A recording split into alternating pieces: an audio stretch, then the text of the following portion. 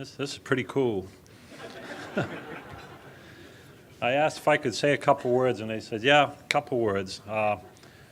Before I thank MMTA a little bit more extensively, I want to thank my wife, Debbie, for all the support. You heard some of the stuff that I spend a lot of time on, and it takes time away from our home life. And she does get involved with some of those things with me. And I just want to thank her for all her support and the time she sacrifices for all of this stuff that I tend to get involved in. Not to mention the number of hours behind the wheel of the truck that we spend out there all the time as truck drivers. So thanks, Deb. I love you.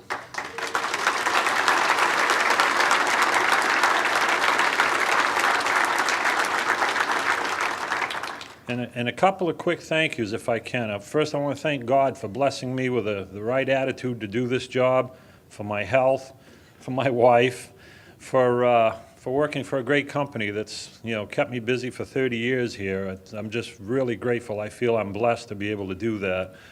I'd like to thank, and there's a lot of them here tonight, the members of the Maine Professional Drivers Association. This is really a support group for truck drivers, and really a good organization for, I know a lot of the guys in this group that have mentored me over the years, that have shared a lot of information that has helped me become a better driver and be able to end up with my career up here. I mean, this is like climbing Mount Everest your whole life and finally getting to the top. I'd like to mention that I'm grateful not just for this award, but for what they do with this banquet, because the first time I came to this banquet was in 1979, and I was probably what you might call a cowboy driver. I hadn't been driving very long, and I probably drove a little too fast, and probably was a little hard on the equipment, probably had a little attitude, and I remember sitting here and watching as the chief of the state police, they still did that then,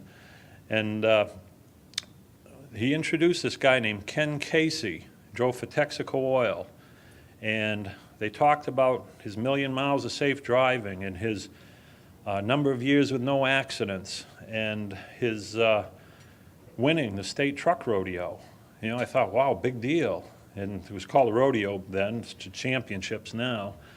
But all of those things that they talked about, his community service, his activities with the church, and it occurred to me that these are all good things to be recognized for. And it's like that night, a light went on for me. I was like, I think I'd like to be like Ken Casey, because they're recognizing him for all these good things. So this must be a good thing to do with your driving career.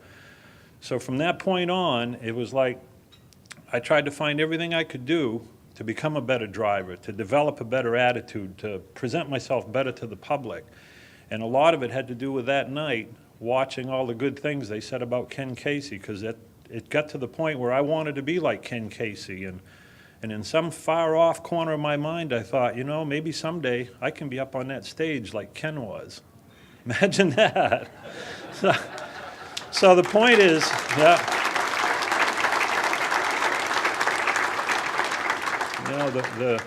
the point is I think that MMTA sets a great example for a lot of drivers out here by recognizing the professional drivers and holding them up to the light for everybody to see. They recognize the state champions tonight. These are guys with impeccable driving records. You can't even register for that event without having a year with no accidents. They talked about all the drivers of the month. I mean, any one of those 12 could have been up here in my place tonight. And no, I'm not switching places with anybody, but no, but these are guys with, you saw them on the screen, millions of miles of safe driving, all this community service. I know one guy is I think he's a fire chief in his local fire department.